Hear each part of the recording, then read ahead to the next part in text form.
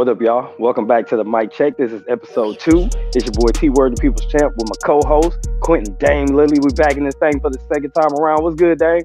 What's going on, T, man? It's been a couple of weeks, a lot of sports, Facts. a lot of news, a lot of stuff going on, but it's been good, entertaining. Hope you and the family had a good Thanksgiving. Oh My yeah, family man. did as Always, well. always, man. And I hope the same for you and yours. We're family guys, so that's an important thing for us. And we just get together and do some great stuff, like talk about sports. And this is our our guy time, bonding time for the No doubt. bros. So this is something that we hope that you all enjoy because it's something we enjoy bringing to you. So what's been going on with you, man? Any news out there? Anything you want to get out there for the people today? Yeah, man. Just want to make sure that everybody that's watching, all of the supporters, fans, family, everybody that's sharing, subscribing, number one, we appreciate it. We thank you. We appreciate the love and support. Share doesn't cost you any money, doesn't cost you any time or any effort. It's just showing support for the people that's trying to do something that they love, which is what we're here to do. But going into next year with 2023 coming around in just about 30 days now, we're really going to be trying to push our show on more social platforms, showing more clips, showing more highlights, and really trying to get into the element of, doing our 3-segment show like regularly, like we've been doing, but also doing some specific topics for kind of some monologues as well as some dialogue between you and I. And we want to really try to, add the element of adding some guests. There's some great people that I already have in mind that I really want to get involved with the show, as do you, I'm sure. So For that's really sure. something we're going to be looking to do. But we wanted to kind of get into the flow of how we were going to work together as a team in this kind of dynamic before we went ahead and added other people and added other elements. So look out for that in 2023. It's going to be a great year. I definitely believe that.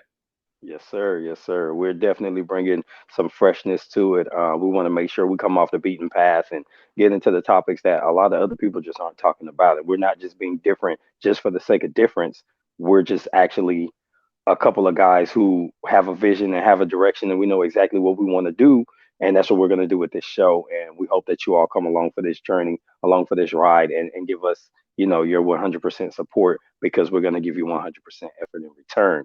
That being said, man, I'm not going to delay it. We're going to get right into it. And just like last time, we're going to go ahead and start off with football. That's kind of the hottest topic, hottest ticket right now because Yeah. we're getting close to that playoff hunt. So, obviously, we want to lean into that. And the first thing we're going to talk about is the Dallas Cowboys and America's team, as they say. Are they Super Bowl contenders? Yeah. I'm going to throw it to you first and get your thoughts on the Cowboys as a Super Bowl contender. What do you think? Yeah, the Cowboys are always one of those dynamics that's difficult to touch just because you already know kind of going into a season that there's going to be a point during that season where they look great. They look awesome. They look like world beaters. They look like the best team in the league, or at least the Right. best team in the NFC.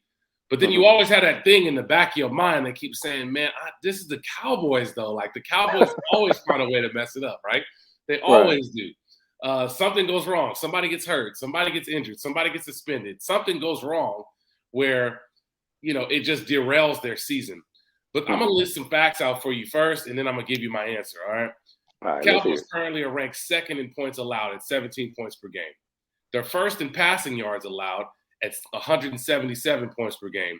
Offensively, they're ranked seventh in rushing overall, and their team currently has a +5 turnover margin. Okay. Now, all of that leads me to say this. If you put all those stats on another team, I'm buying. Well, I have to buy. I got to buy. I got to buy. Yeah. The Cowboys have proven at this point to me that they should be taken seriously as Mhm. contenders to, at the very least, make the NFC Championship game. If they don't make the NFC Mm. Championship game this year, it was a devastatingly disappointing season. Understood. Understood. I'm selling. I'm definitely not on board. You can say that I'm a hater. I'll eat hater. But I'm not convinced. The Cowboys are always in show and prove mode with me. Living in Texas for a significant portion of my life. I was here in Texas during the glory days that happened in my lifetime. Mhm. Michael Irvin, Troy Aikman, Emmett Smith, Charles Haley, the championship Cowboys, right? I know what those teams looked like. They were just deeper, bigger, and better than everybody else. Um, I don't see that in these teams. I see in these Cowboys teams of late, I see a lot of top heavy skill players, and then there's not a lot below the surface, which I'm always concerned with teams that don't have a lot of depth. If you get to their third and fourth or to their second and third, sometimes you have a significant drop off in quality, whether it be at the quarterback position. Fortunately, their running back position has been awesome. I'm a Tony Pollard fan. And they had no drop off there. But at receiver, if your top isn't doing it, you don't have a lot of production. And the same thing on the defense. So for me, teams that don't have depth, I have to see it to believe it. So I'm always late to the party with those types of teams. If you don't look like you could go two or three deep at most positions across the board, I'm gonna have a hard time buying into it. And that's not anything to do with me just disliking the Cowboys in general because they're an NFC foe and a little bit of a Southern rival for my favorite team. It's much to do with just the fact that a lot of times those teams aren't structured right, and that's not even talking about the influence of Jerry Jones and his stamp on the team. This is just talking about X's and O's, and sometimes it just doesn't add up when things aren't perfect. Sometimes, for example, Dak is not going to. I don't fashion him to be one of the top QBs. He's still tier two to me. He can put up the yardage, he can give you that fluff, but I can't put him in the top tier. And that reminds me a lot of what they had with Tony Romo. I'd love to get your thoughts on that perspective. Yeah, I think the one thing that kind of led me down the road that I'm on now, which is to say that they are serious Super Bowl contenders, is the defense, man. I mean, the defense last year was different. Last year, the Cowboys defense won because they turned you over.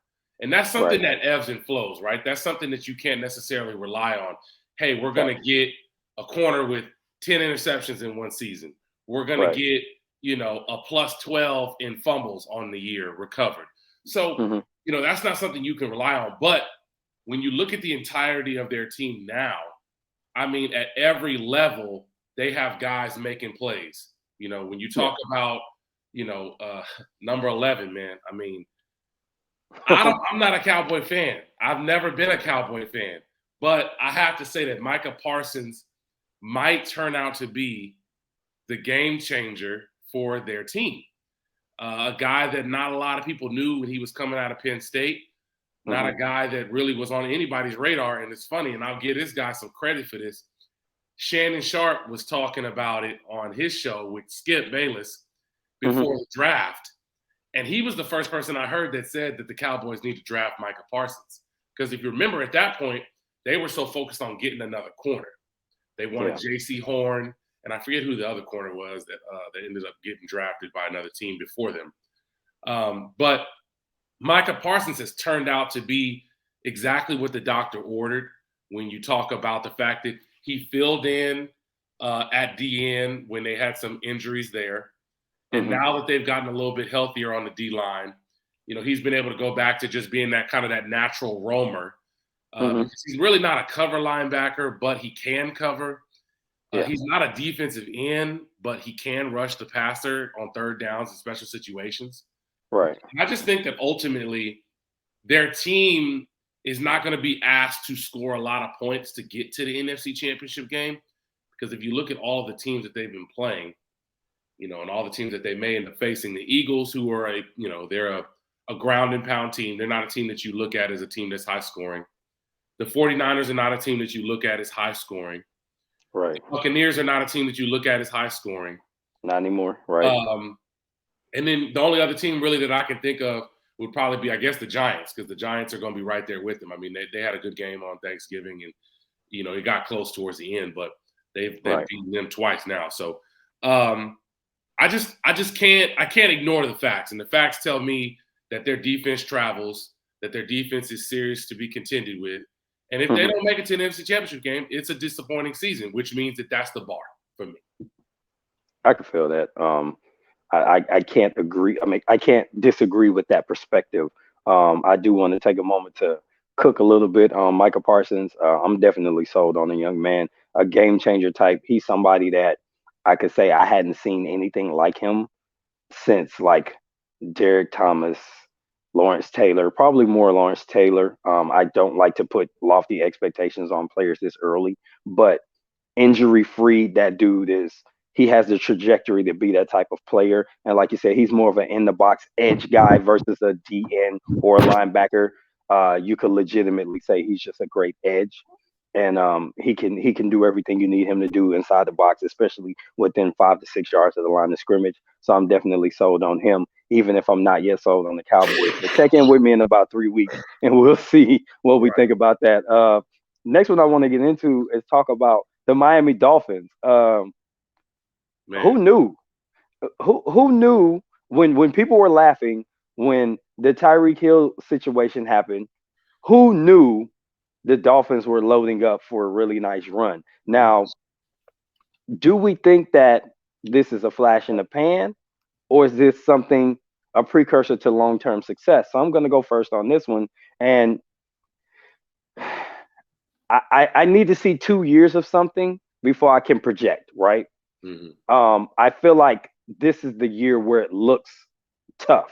You know what I mean? Like last year, it looked okay, but this year it looks like this team is fortified. This team is able to build on what they have, and part of it is a younger nucleus that's making them successful.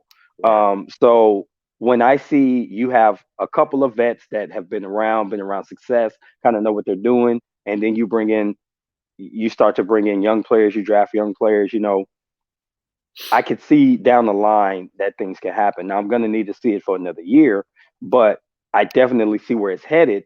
And considering that Buffalo is not the powerhouse that I thought they would be, because I felt like they had a stranglehold on the East, and Yeah. now my confidence meter is low on Buffalo. The Jets are making noise in the East, so it's like the doors open for Miami to take control. And I don't know if they can go on a Patriot like run, but they could definitely get a nice run of success. But I just need to see it a little bit longer and kind of look at what their front office does from a moves standpoint. What type of player movement are you going to do? What type of coaching are you going to be able to retain coaches so you could build that continuity from year to year like the more successful teams do? They only trickle out maybe one assistant every couple of years versus you become successful and then you just start to lose all your talent in the coaching room right away. So if they can survive those type of things, um, I could project long term success, but I just need to see more before I can commit to that. How about you? Yeah, I think it's tough, man, because I think realistically, when you talk about Miami, you're talking about really a team of 3 seasons because I'm looking at their schedule now. They won Hmm. their first 3 games with some really, really impressive wins in there. They beat Baltimore. That was the game where Baltimore was up by, I think, like 21 points going into the third quarter, and they blew the lead. They beat Hmm. Buffalo in a kind of a back and forth low scoring affair in week 3, 21-19. Then they lose 3 straight. Remember, that's the game when Tua got injured against Cincinnati in that Thursday night game. Then Right. they lose back-to-back games where they had Bridgewater and their third string quarterback get hurt. Tua Yeah. comes back in week 7, and they've won every game since week 7. They beat Pittsburgh, Detroit, Chicago, Cleveland, and they beat Houston. Now, you tell me, which of those teams are anything to brag about in the last 5 weeks? Right. I'll list them again, just for the fans at home that want to hear me. Pittsburgh, Detroit, Chicago, Cleveland, and Houston.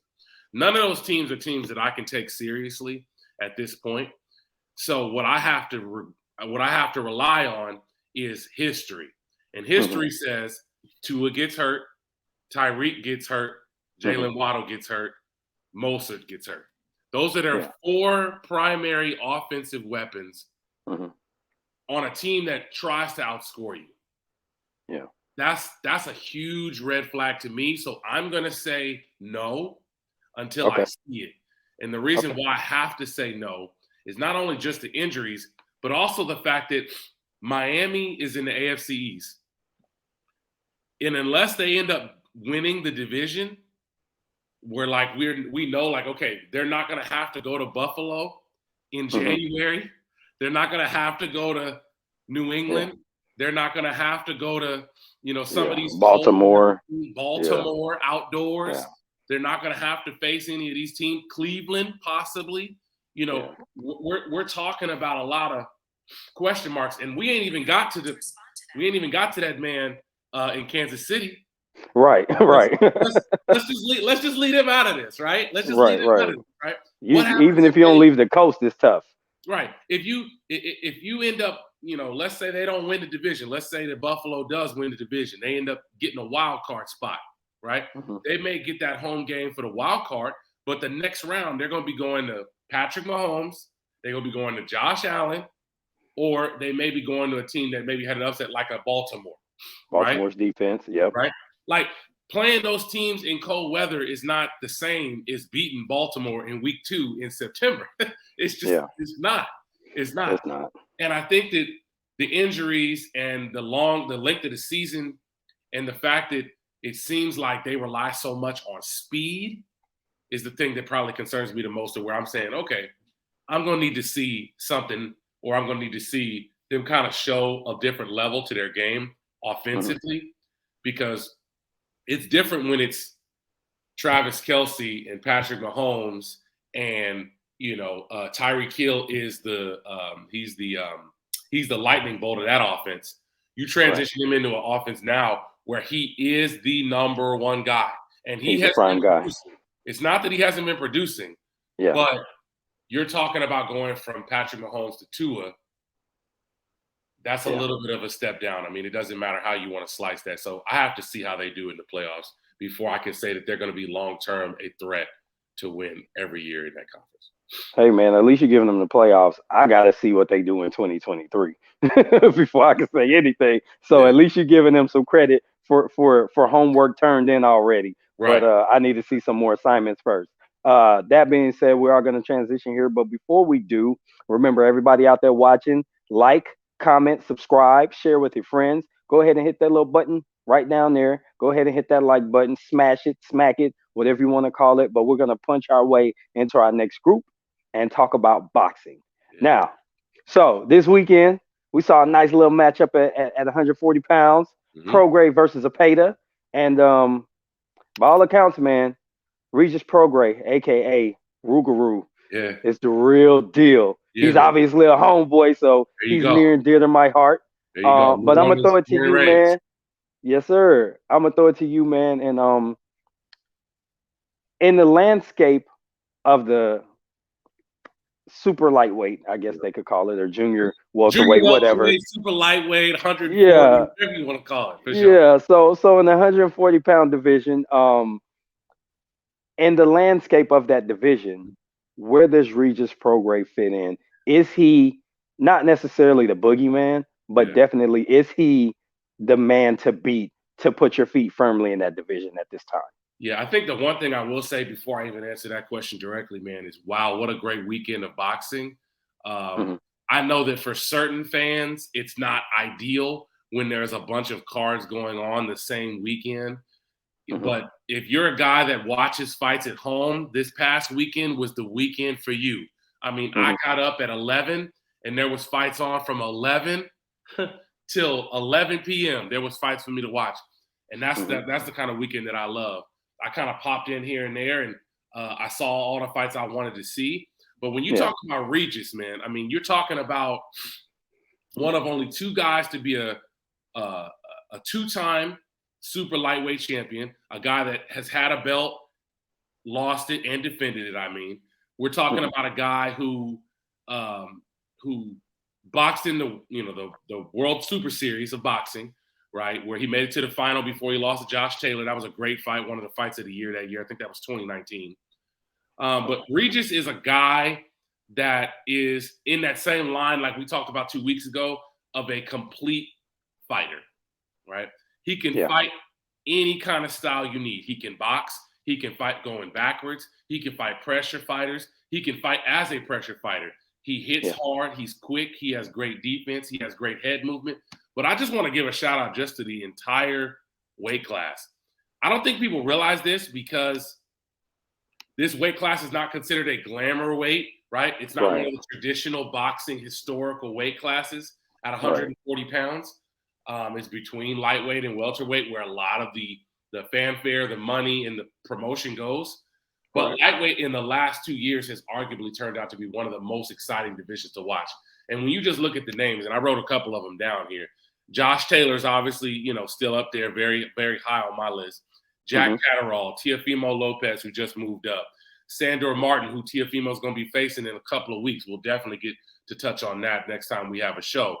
Hmm. Gary Antoine Russell, Subriel Matias, Jose Ramirez, Jose Pedraza, Alberto Puello, who just won the WBA title about a month or two ago. So when you talk about all of those guys, Hmm. while it's a great division, at this point, I'm putting Regis at number 2, and only for one reason, because he lost to Josh. Okay, okay, that's fair. That's my only argument. Because if I had to say today who's better, Hmm. who I think would win if they rematch, I would say Regis. But Okay. Josh is going to fight again in January. We'll see how he looks at in his next fight, because we have to be fair. Regis looked much, much better this past weekend than he Hmm. did in his last fight. His last Yeah, fight I agree with that. wasn't impressive. He kind Yeah. of went through the motions. And maybe that just had to do with the fact that it was just kind of a stay busy fight. But for Yeah. me, he is my number 1, but I can't rank him number 1 because there's still a guy in that division that holds lineal status, that holds a belt, that hasn't lost a fight yet, that beat him. Okay, that's fair enough.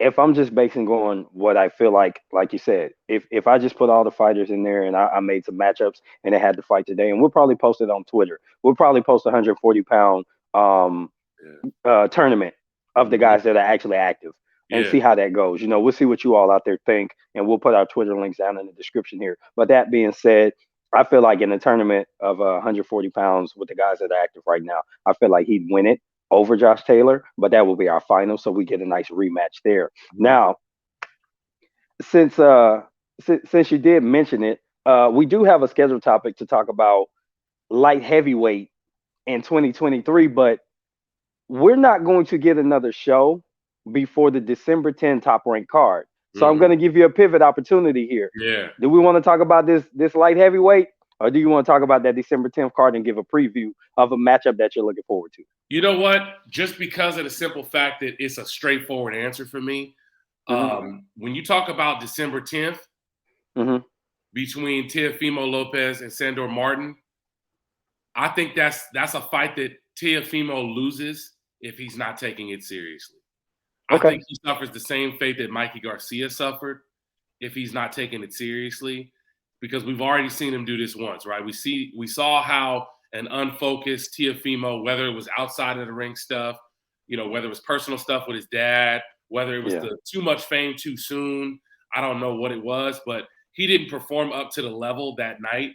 And I think he could definitely lose again to Sandor Martin, because a lot of people, and this goes into a whole nother conversation that we need to have as well, that a lot of American boxing fans don't realize that there is a lot of talent here in America. There's a lot Hmm. of great boxers here in America, but there is just as many great fighters outside of the U.S. that you've never even seen.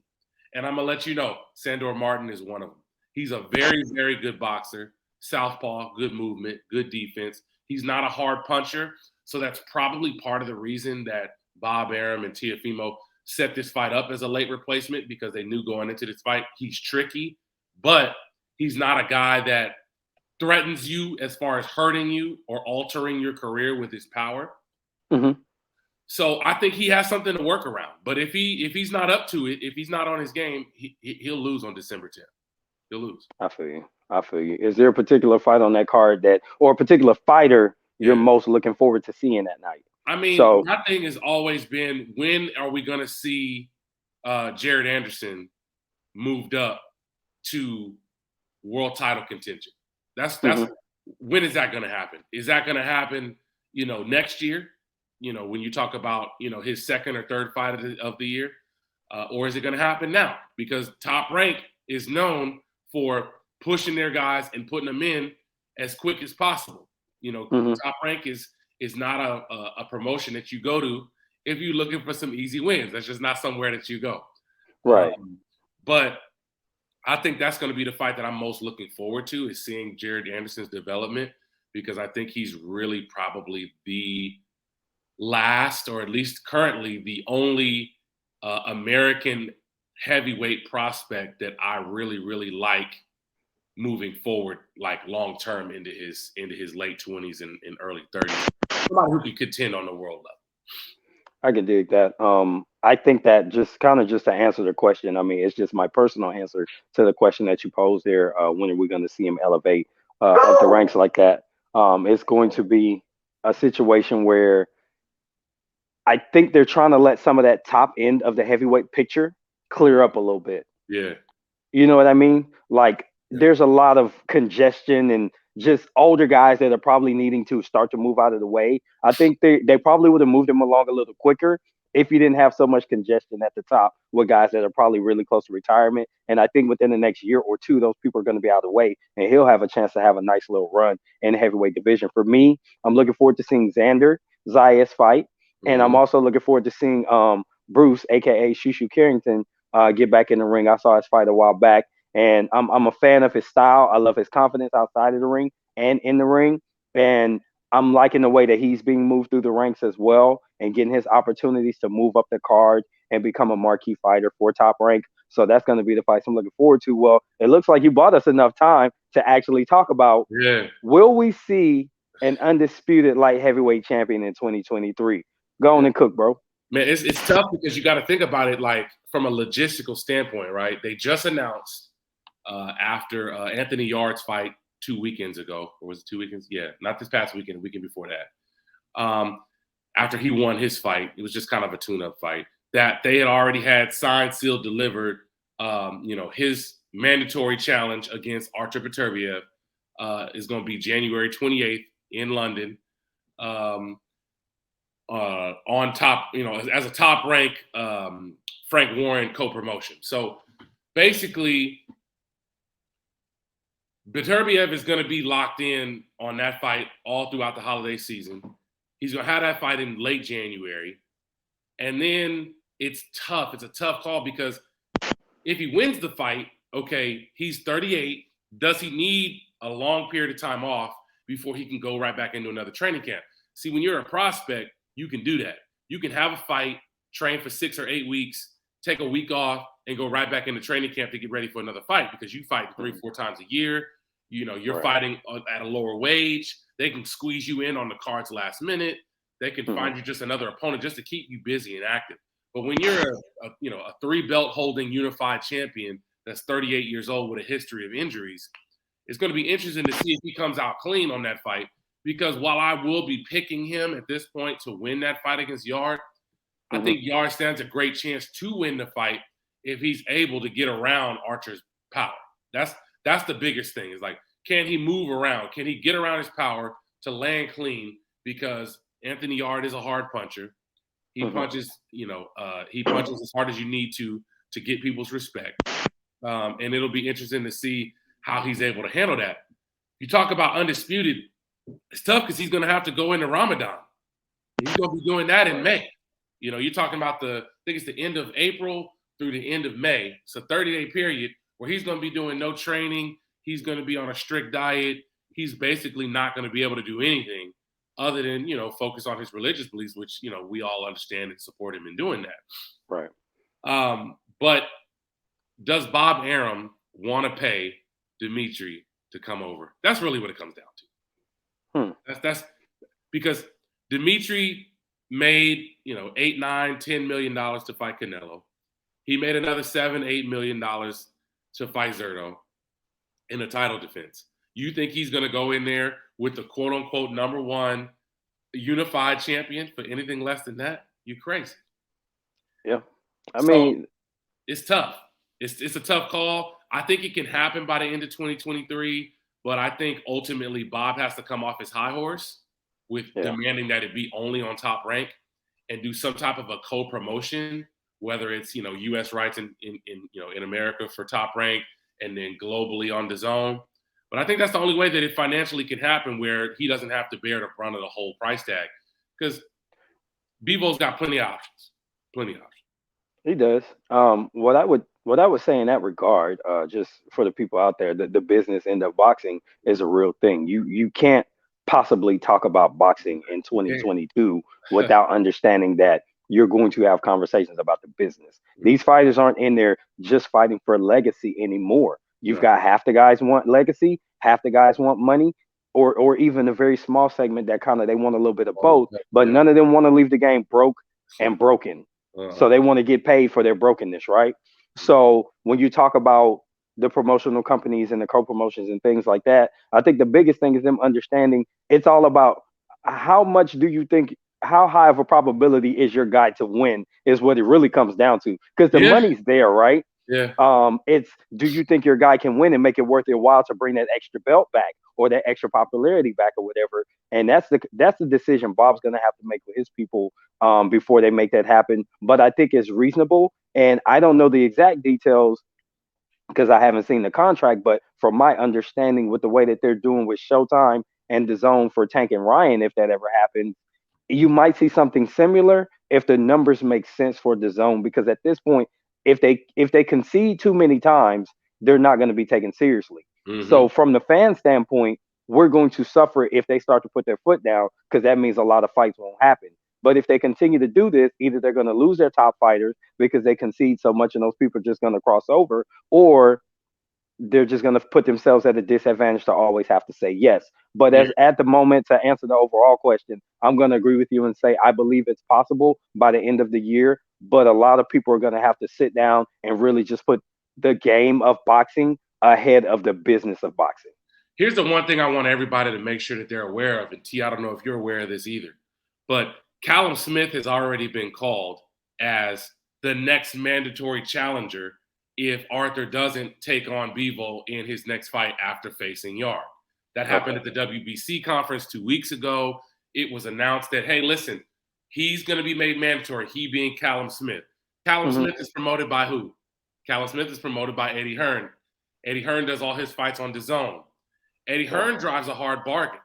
Eddie Hearn pays all his fighters a lot of money, sometimes overpays them to take Hmm. fights that they need to take.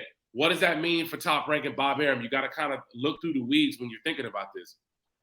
If Archer doesn't take the Bivol fight while Bivol is still being represented by Eddie, Eddie's Hmm. just going to say, okay, you want to sit here and play hardball and not want to offer my guy a chance to be undisputed, offer him a Right. fair deal that he thinks is acceptable, offer him a career high payday like we did for him 2 times now. You don't want to do that?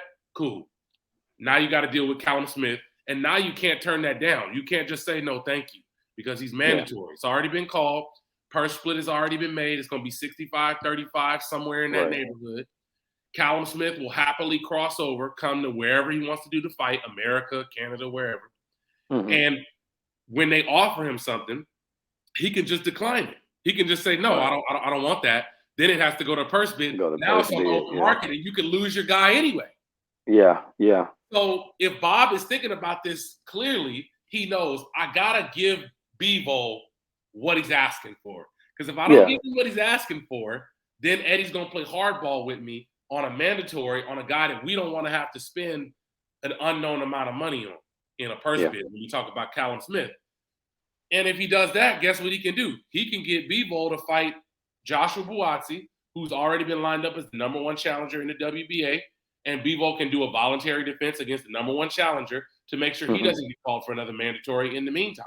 And that's a Right. great fight that a lot of UK fans have been wanting to see, have been asking for. And it was actually before Zerto got called as mandatory, it was the fight that Eddie wanted to do in the first place in November. So Ah. it's just something for everybody to think about, man, because Bob's in a tough position where he only has one guy in this division that has multiple belts. That's the trade-off for having these multiple belts, right? It's the demand. It's constantly having to deal with mandatories. The same thing happened to Anthony Joshua. The same thing has happened to a lot of guys. Errol Spence is facing something very similar right now, where Hmm. the more belts you have, yeah, it's great. You get the notoriety, you get the ranking, you get the status, you get to call the shots. But you Right. also got all of these sanctioning bodies that are constantly going to be giving you challenger, You challenger, gotta fight. and you either got to fight them, you got to pay Yeah. them off, or you got to Yeah. unify. Those are your three options. And Yeah. if you're not unifying, then you're going to have to face another one of Eddie Hearn's guys at an undescript amount. And you know Yeah. Eddie is going to pay out the wazoo to try to get Bivol versus Beterbiev on the zone if it goes to purse bids. That's a great fight. You can put that in the Middle East. That sells everywhere around the world. And he gets Yeah. to say, hey, listen, I paid him what he was worth. Even if Beterbiev loses, I got all the belts on my side. If he wins the fight, cool, great, awesome. Guess what? I got another challenger for you. Callum Smith is right here waiting. We're going to have to do Yeah. this all over again in 6 months. Definitely. There's a lot to unpack on that one for sure. And for boxing fans everywhere, look beneath the surface. Sometimes you're gonna have to comb through several threads of commentary in order to find out the things that are gonna impact why you do and don't see fights. These are things that if you just look on the surface or if you just look at certain avenues of information, you're not going to find out how all these moving parts actually work in symmetry, whether you believe it or not. They're actually working in concert all the time. So we got time for one more topic and then we're going to jump out. But again, keep in mind, we are a bi weekly show. So we've got our big show every 2 weeks, but then we've also got some little clips coming in. And at the top of the year, we're going to do something great. Don't forget to like, share, comment, subscribe to the channel, turn on those notification bells, support us 100%, and we're going to give you 100% back. But now we're going to go ahead and transition into basketball. Yeah. So let's go ahead and talk about these Boston Celtics, man.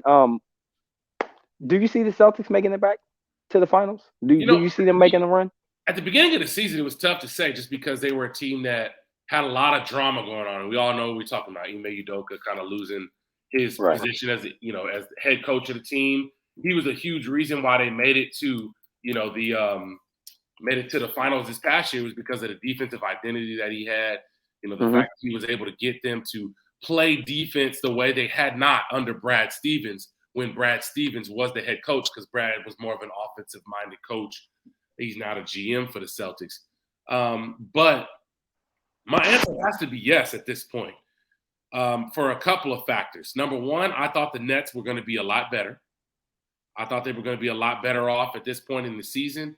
I definitely thought that them coming back this year. I mean, I'm looking at the standings currently, and the Nets are currently 10 and 11 in ninth place. I mean, not playing really much defense, not really, I mean, they let the Kings a week ago score 153 points. I mean, come on. No disrespect to the Sacramento fans out there, but the Yeah. Kings should not be scoring 100 and almost 160 points on a team that's trying to win a championship. So that's the Nets issue. Right.